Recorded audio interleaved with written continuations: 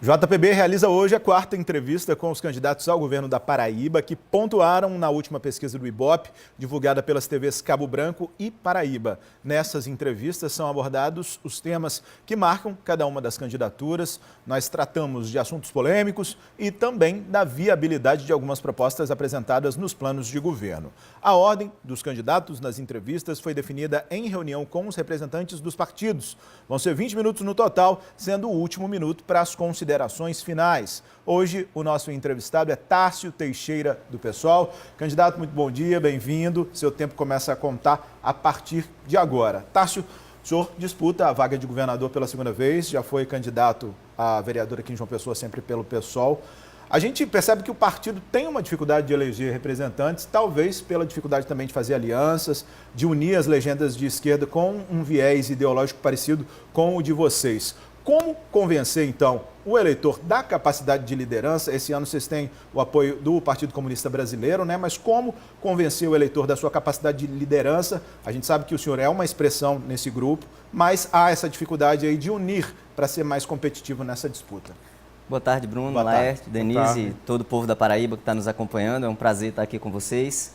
Nós estamos, além do PCB, com os companheiros da UP, várias pessoas que não têm partido hoje fazendo parte dessa nossa campanha, e isso já é uma forma da gente perceber esse crescimento e essa viabilidade das pessoas que não têm partido e que querem ser parte. E quando a gente olha para os outros candidatos, a gente percebe que a direita aqui na Paraíba e nacionalmente ela está extremamente fragmentada. Então temos na Paraíba e nacionalmente uma eleição extremamente incerta que abre as portas para quem quer de fato fazer uma transformação. Então a gente entende que esse ano tem muita coisa nova e muitas possibilidades para a nossa candidatura. Essa fragmentação, desculpa, Laerte, serve para a esquerda também, Tárcio? Vou complementar. A esquerda também não está fragmentada, porque o senhor, por exemplo, não tem o PCdoB, não tem o PSTU, que em tese tem um viés ideológico parecido, mas a esquerda, esquerda, e eles estão separados, não estão com o senhor com uma grande expressão, acaba não conseguindo fazer isso. Não fica difícil convencer o eleitor dessa capacidade de liderar um grupo se não consegue unir essa parte da esquerda? Eu não diria a liderança, eu fiz simplesmente a referência para dizer que assim como se diz e corretamente de que a esquerda está em várias candidaturas, a direita também está. Então essa fragmentação não é uma dificuldade nossa, é uma dificuldade de todos. Então o que vai definir nesse momento, na nossa concepção, é exatamente o que diferencia politicamente em termos de programa e de propostas e de independência dessa velha política, que é o que a gente percebe que a sociedade paraibana quer transformar. O senhor não se sente menos competitivo na disputa sem essas alianças? Não, eu me sinto talvez menos competitivo na disputa se a gente olha para os 16 segundos de televisão, da injustiça que existe no processo eleitoral. Não por causa disso, porque o que nos une com o povo da Paraíba é o programa. E é essa dificuldade de 16 segundos que tem feito muita gente ligar para a gente. Eu estava indo agora para Patos, o pessoal de São Vicente do Serindó ligou para mim para ir lá em Soledade encontrar e pegar material. Tem gente de Itaporanga e Piancó que está indo pegar material em Patos. As pessoas estão fazendo dessa forma para ir buscar em pontos de referência, fazendo com que a candidatura de Tárcio Teixeira e a de Jane Simplício cheguem em todos os cantos da Paraíba. Isso está bem animador. É nessa linha que eu queria fazer a segunda pergunta. Apesar de dizer que no plano de governo as propostas contidas ali são o resultado aí da participação direta da sociedade civil e organizada, de pessoas que querem uma espécie de transformação social, o PSOL, representado pelo senhor, não consegue reverter isso em intenções de voto. O senhor acha que o problema está no sistema político, nas ideias que o senhor defende ou na dificuldade de se comunicar com clareza com o público? Não, nós entendemos que o sistema político ele é o peso maior. Esse sistema político ele favorece muitas vezes para reeleger esses partidos que estão envolvidos nos escândalos de corrupção. Acaba sendo favorecido para os partidos das pessoas que representam as oligarquias, esse joguete de família na política, e os partidos que historicamente a controlam. Por isso nós percebemos que esse problema com relação ao tempo, com relação à estrutura, ele é feito por esses que querem se ficar agarrado na estrutura de poder. E se a população quer transformar, nós somos uma alternativa. Mas não tem nada a ver com ideias, por exemplo? Não dá para fazer uma meia-culpa com relação às ideias? Não, com relação às ideias não. Nós achamos, Laerte, que é um equívoco muito grande os partidos que desvirtuam a sua ideia querendo enganar a população. Nós vamos fazer esse debate com a população, apresentando o que nós acreditamos, para que, se elas tiverem acordo com isso, possam vir transformar com a gente. O PSOL, na eleição de 2014, ele estava em 5 cidades. Hoje nós estamos em 30 cidades com referência partidária. Isso mostra o nosso crescimento e a forma como as nossas ideias têm agregado. Até mesmo porque essas ideias elas são uma construção. Se olha para 2014, vê o programa do pessoal e vê o nosso programa de governo hoje, dá para se perceber a qualidade e a amplitude que ele vem tendo. Candidato Denise Delmiro, de Campina Grande, tem uma pergunta para o senhor. Denise, diga lá. Boa tarde, candidato. No programa de governo, o senhor diz que, por mais que existam os devidos repasses do duodécimo para os poderes e órgãos, a decisão será com a participação popular. A gente quer entender o que significa isso. Se eleito, como será decidido o valor dos repasses para o Judiciário, o Legislativo e órgãos autônomos como o Ministério Público e o EPB? Oi, Denise. Obrigado pela pergunta. Nós entendemos que o primeiro ponto com relação a isso é a gente fazer o repasse do duodécimo. Esse é um ponto que a gente está se comprometendo, algo que não está acontecendo hoje. Mas também percebemos, nesse dia a dia, que não queremos simplesmente fazer o repasse. O orçamento do Estado, um dos princípios orçamentários é que ele é uma peça única. E essa peça única, ela tem que ser debatida com a população. Então, se eu faço o repasse para o duodécimo, para o Judiciário, por exemplo, e para o Ministério Público, não significa faz aí o que tu quer. Significa que a população vai poder decidir como esse recurso vai ser trabalhado. Os privilégios que o povo hoje reclama de juiz que recebe auxílio moradia, tendo residência na cidade, de juiz que acumula um monte de benefício, de gabinete de presidência que tem 16 assessores não concursados, essa estrutura, o Congresso do Povo e a população pode e deve fazer parte da decisão também. Tássio, mas não seria uma interferência do governo em como esses órgãos, o Judiciário ou o EPB ou o Ministério Público, iria gastar o dinheiro? Não, Léo, de forma alguma, porque a legislação diz que o orçamento ele é único, que o orçamento ele deve ser decidido pela participação popular e pela Assembleia Legislativa. Se o orçamento é único, a legislação diz que as estruturas e os princípios podem e devem ser trabalhados de forma democrática. É isso que a gente está querendo trazer. A gente não quer fazer aquela história de que, como acontece nos governos, a secretaria é de partido tal, a outra é de fulano, a outra é de Beltrano e dividir entre as famílias. Acontece também nos poderes. Está aqui o Tribunal de Justiça, está aqui o Ministério Público, está aqui a UEPB, está aqui a Defensoria Pública. Não, a gente quer tratar o nosso governo, o nosso estado da Paraíba, debatendo com a população, com essa unicidade, com a transversalidade, obviamente respeitando o que é de obrigação de cada um deles. Vamos lá, eu tenho outra pergunta aqui, candidato. O senhor disse que no planejamento do governo não vai permitir que a Paraíba siga sendo devastada pelo capital. Esse foi o termo que o senhor usou aí no programa de governo. Que seriam aí, em tese, as empresas que só visam o lucro. Aí o senhor dá como exemplo fábricas de cimento, uma mineração descontrolada ou o agronegócio. O senhor acredita que esses setores não dão nenhum benefício ao Estado, só são simplesmente nocivos? E o senhor tem proposta para que se tenha uma convivência sustentável entre esses setores, que são importantes para a geração de emprego e renda e para a arrecadação de impostos? Claro, são sim, Lércio. Isso a gente não nega. A única coisa que a gente fala, por exemplo, na Paraíba, a nossa mineração, ela fica em torno de 3, 4% do nosso PIB, da riqueza interna produzida no nosso estado. Aí, só isso. Se a gente está vendo tanta fábrica de cimento, se a gente está vendo tanta turmalina, se a gente está vendo tantas... Então, o que a gente está dizendo é estruturar órgãos de fiscalização, como a SUDEMA, por exemplo, que faça fiscalização e que monitore. Não dá para seguir, como acontece aqui pertinho, em Mandacaru, numa pedreira, onde as pessoas morrem, inclusive, regularmente, nesse formato extrativista, sem ter o devido acompanhamento. Primeiro ponto é esse, que a gente vai fazer fiscalização e ter uma mineração que ela seja modernizada, que ela não seja tão degradante para o ser humano e para o meio ambiente. A outra interferência que nós queremos ter é com relação aos benefícios fiscais, que hoje representa 14% do orçamento da Paraíba, e esses 14% fica na mão de poucos grupos políticos que ficam centrados em João Pessoa e em Campina Grande. E isso representa 20% do emprego do nosso estado. Os outros, a maior fatia, de 80%, é feito por pequeno, médio empresário e pelo microempreendedor.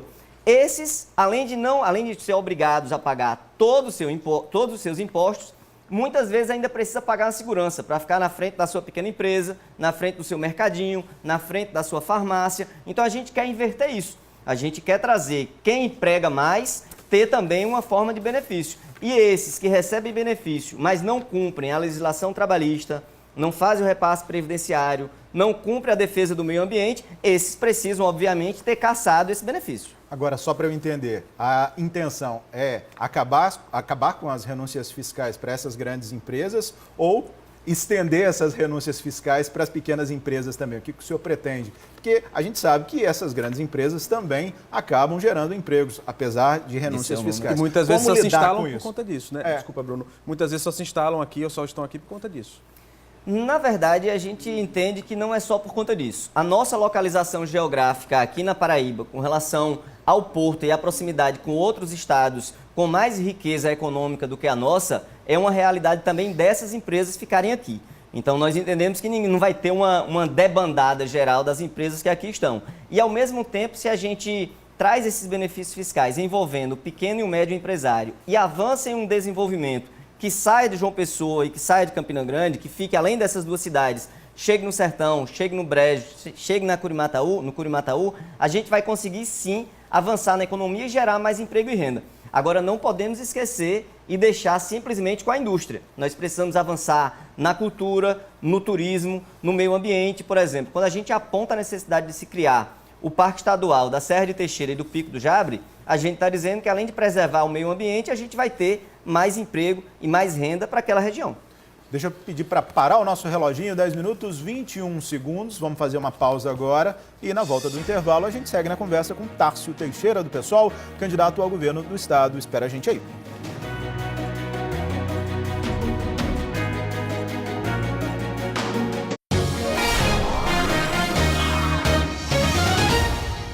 A gente está de volta e continua com a entrevista com o candidato ao governo do estado, Tárcio Teixeira, do PSOL. Tempo total da entrevista de 20 minutos. No bloco anterior, o candidato usou 10 minutos, 21 segundos. O reloginho vai começar a contar novamente agora. Vamos direto para Campina Grande, porque a Denise Delmiro tem outra pergunta. Candidato, as águas da transposição do Rio São Francisco chegaram ao estado pelo eixo leste, Monteiro, para salvar Campina Grande aqui da região de um colapso, né? Várias obras complementares em açudes e no leito do Rio Paraíba foram feitas às pressas na correria para trazer essa água até o açude de Boqueirão. Esse benefício ainda não é completo porque tem serviço atrasado. A gente está aí há uns 5 meses sem receber essa água da transposição para Boqueirão por causa de obras em Poções e Camalaú. Então, como é que o senhor deve agir, se eleito, para evitar que isso aconteça no eixo norte, no Sertão, onde obras ainda não foram concluídas também? E o que fazer para evitar atrasos nas obras complementares que diz respeito ao governo do estado? Denise, essa questão da política hídrica ela é central para a nossa Paraíba. Não tem como a gente falar em desenvolvimento sem tratar de política hídrica. Então, nós entendemos que o que é do governo federal, a gente tem que fazer toda uma pressão para existir, mas que nós precisamos democratizar essa água. Realmente, existia um grande colapso para Campina Grande e essa água foi canalizada para lá e não chegou para o pessoal do Cariri, que inclusive pessoas que já usavam as águas ali próximo ficaram impedidas de usar, porque como a água passava ali de forma subterrânea, quando você faz o canal da transposição mais baixo, você também tira a água de alguns poços de quem fazia agricultura ali próximo, naquela região em Monteiro. Eu visitei todas essas obras que a Denise fala pra gente, tive no canal da transposição e existem outras falhas ainda que essa pode sim ser corrigida diretamente pelo governo do estado. Tem duas questões aí. Uma é a gente entender cada esgoto da Paraíba como um rio, como um potencial que deve ser tratado e usado também para a agricultura. Estou dizendo isso porque esse canal da transposição que chega em Monteiro, ele chega de um lado, do outro chega o nosso rio Paraíba seco, na atualidade, e chega um terceiro canal. Esse canal vem com todo o esgoto de Campina Grande que derrama junto com as águas da transposição. É isso que acontece com essa falta de planejamento, com essa emergência que muitas vezes é o que existe na política de acompanhamento da água. Nós entendemos que a água de Campina Grande, por exemplo, quando a gente tratava aqui no primeiro bloco sobre as empresas. Se as grandes empresas que usam mais de 40% da nossa água, elas tivessem um esquema de tratamento, de reuso dessa água, assim como os prédios públicos, e a gente aponta também isso no nosso programa de governo, a gente teria bem mais condições e bem mais água na cidade de Campina Grande e nas diferentes regiões. E aí eu queria dizer também que não é só essas grandes obras. Eu tive também lá em Caturité, lá no Cariri, em um sítio, no sítio Emas, que choveu pouco mais de 200 milímetros em um único mês, e lá com essa chuva de um mês guardada dentro com as cisternas de placa, com as barragens subterrâneas, foi possível eles armazenarem alimento para os animais para até a próxima chuva. O proprietário lá, a agricultura, dizia: Tássio, não vai chover de novo aqui no Cariri. Se chover, é milagre. Mas eu tenho aqui alimento nesse silo que você está vendo com toneladas para um ano.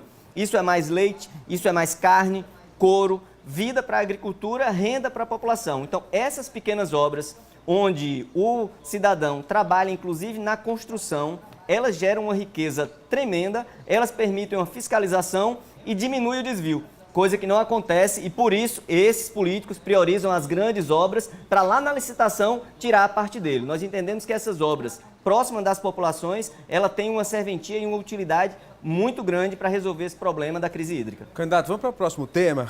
Um estudo com dados do IBGE revela que entre 2016 e 2018, a quantidade de pessoas que começou a viver em situação de pobreza extrema na Paraíba cresceu cerca de 4%, saindo de 347 mil pessoas em 2016 para 360 mil em 2017. O Banco Mundial classifica como extrema pobreza, só para a gente entender, quem tem uma renda aí de R$ 136 por mês.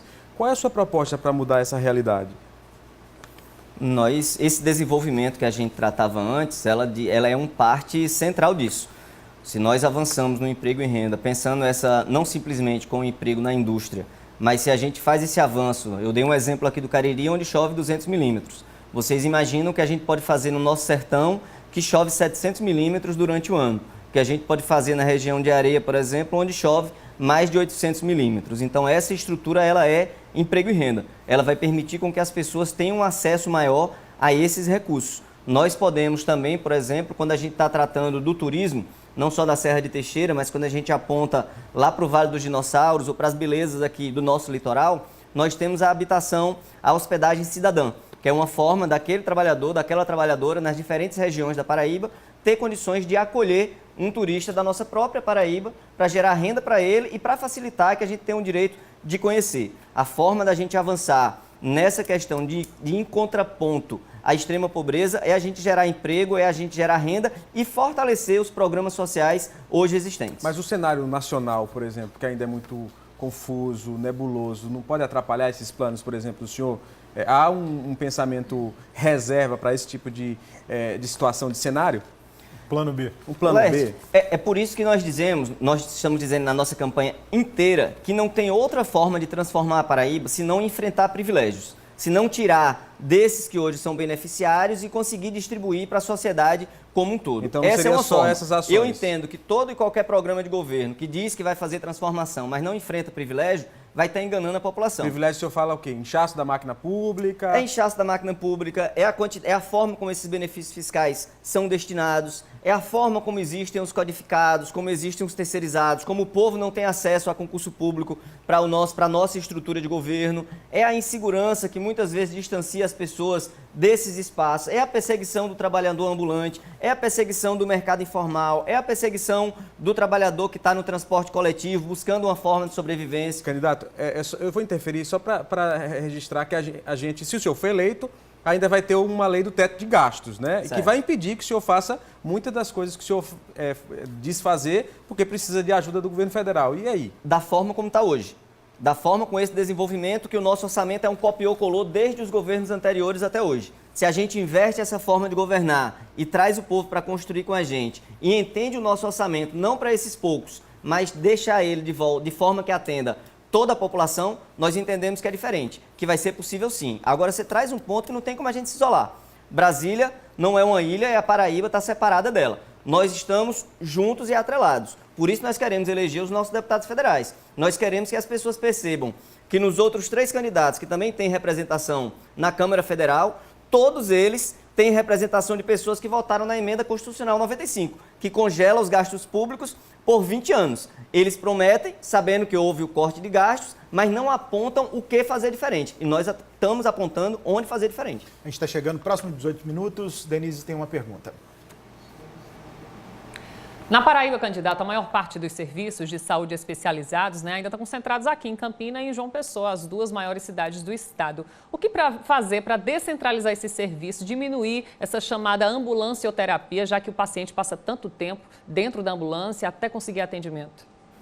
Denise, você na pergunta aponta uma questão central da solução para a alternativa para a nossa Paraíba na saúde, que é exatamente nós descentralizarmos, fortalecer os hospitais regionais, construir o Hospital de Trauma no Sertão, que, diga-se de passagem, o companheiro Nelson Júnior, que é um dos nossos candidatos ao Senado, junto com o Nivaldo Mangueira, já apontava em 2010, quando ele era candidato, a necessidade de criação desse hospital regional. Já passaram 3 governos diferentes, todos esses representados nas outras 3 chapas, e nunca avançaram na construção do Hospital de Trauma e nem avançaram nesse processo de respeito aos hospitais regionais, que evitariam não só essa questão da ambulancioterapia, onde muitas pessoas ainda morrem na estrada, como ainda avançaria para desafogar João Pessoa e Campina Grande. Mas aí, a gente está no final já, o senhor já está para ir indo para as considerações finais, mas a gente vai bater de novo. E recurso para isso?